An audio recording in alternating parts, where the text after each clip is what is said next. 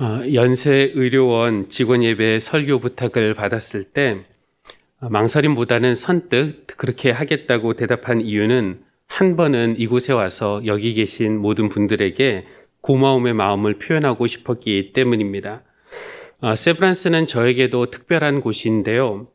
강남 세브란스까지 포함하면은 저는 세브란스 병원에서 3번 수술을 받았습니다. 대학교 때 열을 입원하면서 장 폐색 때문에 일주일 정도 콧줄 끼고 있었는데 하루만 늦게 풀렸어도 4번 수술을 받을 뻔했습니다. 3번의 수술 중에서 2번은 비교적 간단한 수술이었어요.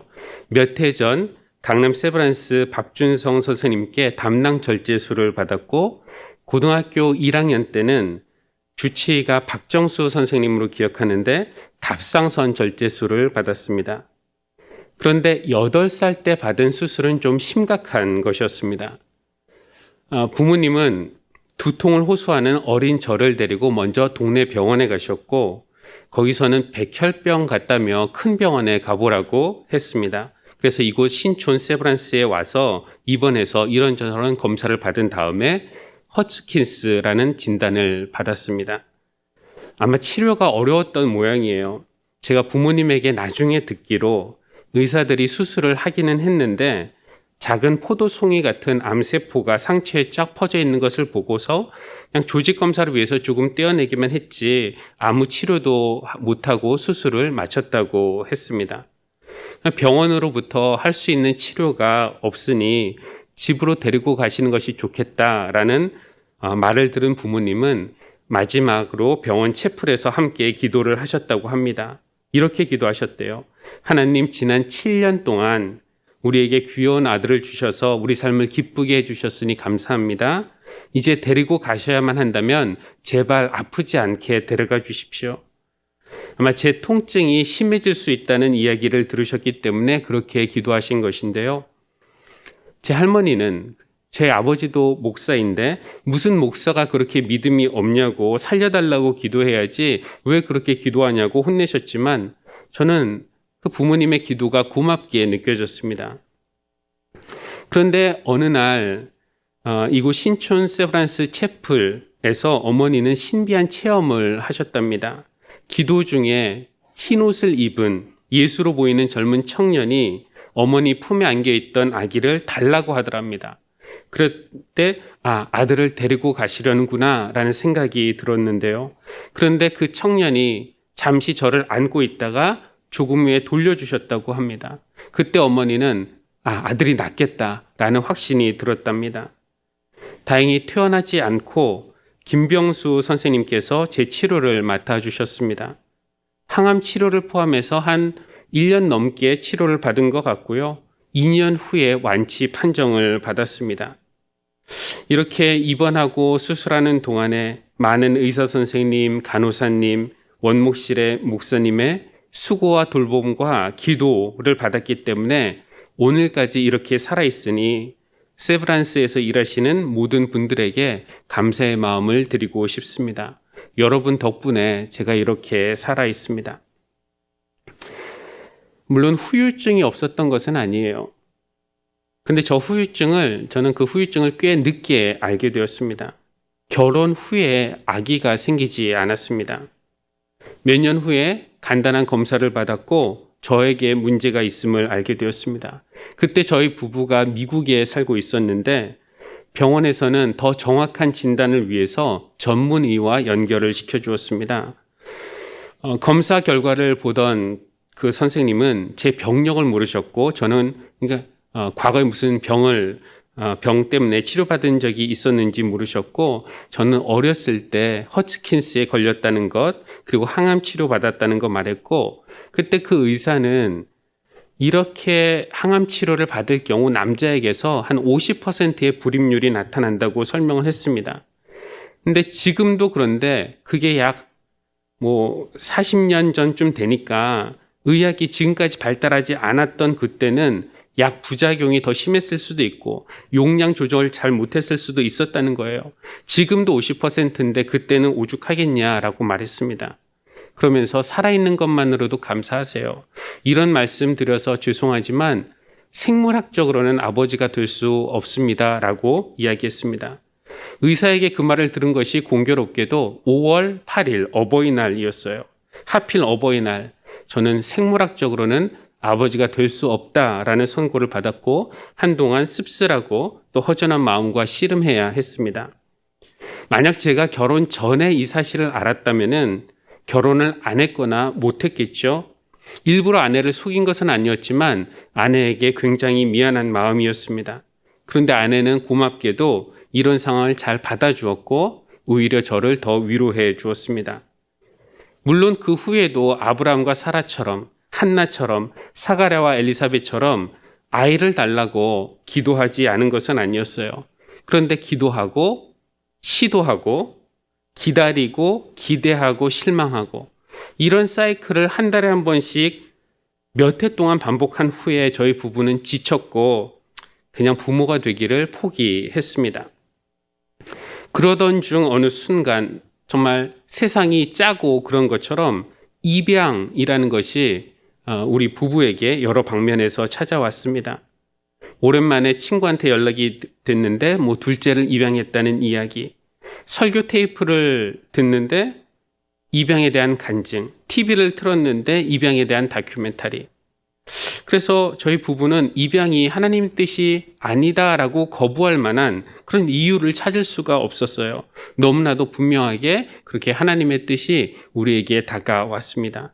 그런데 미국에서 입양을 시도해 보니까 뜻대로 쉽게 진행되지 않았습니다. 저희가 외국인 신분이라 국내 입양은 어렵고 할 수가 없고 또 한국에서 입양해서 미국으로 데려가는 절차도 결코 쉽지가 않았습니다. 그래서 저희의 첫 번째 입양 시도는 실패로 돌아갔습니다. 그러다가 우리나라로 돌아오게 되었고요. 저희 부부는 다시 입양을 시도했습니다. 그래서 입양을 생각한다라는 그런 이야기를 주변 사람들에게 알리자 은밀한 제안을 하시는 분들이 몇 분 계셨는데요. 내가 어느 복지회에 아는 사람이 있는데 한번 부탁해 볼까요? 내가 어느 기관 국내 입양 부장님을 아는데 그분에게 연락해서 입양하면 어떨까요? 국내 입양과 관련 있는 산부인과 의사분을 내가 아는데 그분이 주선해 주면 어떨까요? 이런 은밀한 제안을 하신 분들이 직접 말하진 않았지만 그들의 마음속에는 이 내부에 있는 사람이 더 예쁜 아이를 연결시켜 줄 수 있다라는 생각이 있었던 것 같아요. 그러나 입양은 그런 식으로 하지 않게 되어 있죠. 여러 아이의 얼굴을 보고서 가장 마음에 드는 아이를 고르는 그런 입양은 사실은 허락되어 있지 않습니다. 대신에 부부가 모든 관련 서류 기관에 제출하고 교육을 마치면은 그 기관에서 주선하는 한 아이를 만나게 됩니다. 물론 이제 첫 만남에서 부모가 그 아이를 마음에 들지 않아 할 수도 있어요. 그런 경우에는 다른 아이를 만나볼 기회가 주어집니다. 그러니까 어떻게 보면 입양은 선보듯이 한 번에 한 명씩 이렇게 만나는 것이지 대형마트에서 쇼핑하듯이 여러 명 중에 한 명을 고르는 것이 아닙니다. 내부에 있는 사람이 아이들의 얼굴과 건강 상태, 가족 배경 더 잘할 테니까 특별히 부탁하면은 가장 예쁘고 가장 건강한 아이를 연결해 주지 않겠냐는 그렇게 생각하는 사람들도 있었지만 저희 부부는 내부 사람의 안목을 믿는 것보다는 하나님의 안목을 믿겠다라고 생각했습니다. 그래서 그런 제안들을 정중히 거절했고 처음 만나게 되는 아이는 그 아이가 우리 눈에 잘 들어오든지 안 들어오든지 다른 아기는 보지 않고 무조건 첫 번째 만난 아기를 하나님이 우리에게 주시는 선물로 여기고 입양하겠다고 그렇게 기도 중에 결심했습니다. 그리고 딸을 입양하기를 원해서 그렇게 결정을 하고 신청을 하니까 아들보다 딸을 입양하려는 부모님들이 많기 때문에 적어도 6개월, 길게는 1년 정도 기다려야 된다. 이런 이야기 들었습니다. 그때가 이제 8월 말 즈음이었으니까 저희는 다음 해나 돼야 입양할 수 있겠다라고 생각하고 그냥 임신도 10개월 하는데 지금부터 마음의 임신 기간이라고 여기고 기도하며 기다리자 이렇게 이야기했습니다. 그런데 예상보다 전화가 빨리 왔어요. 6개월 이상 기다려야 된다고 하더니 2달 만에 전화가 왔습니다. 아기가 기다리고 있어요. 만나러 오시겠습니까? 이 전화가 온 것이 월요일이었는데 그때 저희는 아기를 맞을 준비가 전혀 되어 있지 않았습니다. 뭐 기저귀도 없었고 분유도 가제수건도 아무것도 없었어요. 예상보다 빨리 온 전화에 당황해서 일주일 정도 준비하고 시간을 좀 벌려고 다음 주 월요일에 우리가 가겠다고 약속하고 전화를 끊었습니다. 근데 아기가 기다리고 있다. 아기가 이미 정해지고 나니까 그 다음부터는 기다리기가 참 힘들더라고요. 몰랐을 땐 몰랐지만 이제 내 아이가 그 시설 안에 있다고 생각하니까 1시간이라도 빨리 데리고 와야겠다는 생각이 들었습니다. 그래서 바로 다음날 전화를 걸어서 다음 주 월요일 말고 그냥 내일 가겠다 이렇게 약속을 바꿨습니다. 그 아이를 처음 만난 날의 감동은 참 말로 표현하기 어렵습니다. 우리는 그 아이를 집으로 데리고 왔고 하나님이 너의 임자다라는 의미로 하임이라는 이름을 지어주었습니다. 출생신고를 하기 위해서 주민센터에 갔던 이 날을 기억합니다. 원래는 병원에서 발급하는 이 출생증명서 가지고 출생신고를 하게 되어 있죠. 그런데 저희는 병원에서 발급하는 그 출생증명서가 없었기 때문에 그걸로는 할 수 없었습니다. 저에게 있는 서류는 입양증명서라는 것이었는데요. 이걸 가지고 출생신고를 하면은 양자 입적밖에 할 수 없습니다. 원래는 그렇게 해야 맞지만 그 나중에 호적을 떼면은 이름 옆에 어답션에 A자가 붙어 있다고 해서 그것이 싫어서 친자로 입적을 하고 싶었습니다. 엄밀히 따지면은 불법이라고 하더라고요. 저는 병원에서 발급하는 출생증명서가 아닌 직접 출생증명서를 작성했어요. 그러니까 병원에서 낳지 않고 집에서 낳았다고 그렇게 신고를 한 것입니다. 가족 두 분이 증인이 되어주셨어요. 물론 이것도 따지고 보면은 불법입니다. 집에서 낳지 않았는데 집에서 낳았다고 하는 것이니까요. 요즘에 누가 집에서 아이를 낳습니까? 시골도 아니고 지금 나가면은 병원인데 집에서 낳다니요. 주민센터에서 믿어줄 것 같지가 않더라고요.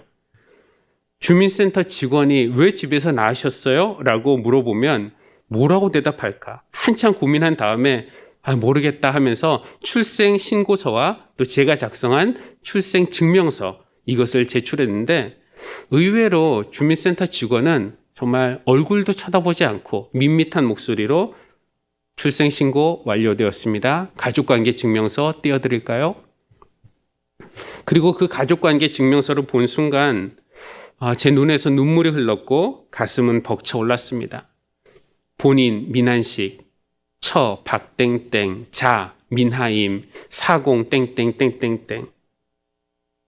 그 이름이 제 아이로 제 호적에 기록된 것을 보면서 우리 이름이 하나님 나라의 생명책에 기록될 때 하나님 마음이 이렇겠구나 라는 상상을 해보았습니다. 오늘 로마서는 이렇게 말씀합니다. 너희는 다시 무서워하는 종의 영을 받지 아니하고 양자의 영을 받았으므로 우리가 아빠 아버지라고 부르느니라. 우리가 양자의 영을 받았다는 것은 그래서 하나님을 아빠 아버지라고 부를 수 있는데 이것이 좋은 소식인가요? 친자식인 줄 알았는데 사실은 양자였다. 이거 알게 되면 실망이 크겠지만 사실은 종인 줄 알았는데 양자로 삼겠다고 하면 기쁜 소식이죠. 우리는 어떤 면에서는 다 똑같습니다. 원래부터 나는 하나님의 자녀로서의 자격이 있다라고 생각하는 사람들은 우리가 양자야? 라고 하면은 좀 실망할 수도 있겠죠. 그러나 우리가 죄를 지었고 하나님께서 끊어졌고 그래서 죄의 종이 되었다는 것을 인정하는 사람은 하나님이 우리를 양자 삼아 주신 것을 감사하지 않을 수 없을 겁니다. 우리 이름이 하나님의 가족관계 증명서에 자녀로 기록되었다는 것을 여러분 기뻐하시고 감사할 수 있기를 바랍니다. 제 인생은 어쩌면은 8살로 끝났을 수도 있었습니다. 연세의료원에 근무하는 모든 분들의 치료와 돌봄과 기도가 없었다면 말이죠. 하나님은 오늘도 여러분을 사용해서 생명 살리는 일을 하고 계십니다. 그들이 치료받고 퇴원하여서 어떤 삶을 이어갈지는 모르지만 하나님은 그런 연장된 생명들을 통해서 하나님의 자녀 삼는 일을 계속 이어가실 줄 믿습니다. 생명 살리는 일에 계속해서 귀하게 쓰임받는 연세 의료원이 되기를 주님의 이름으로 기원합니다. 아멘.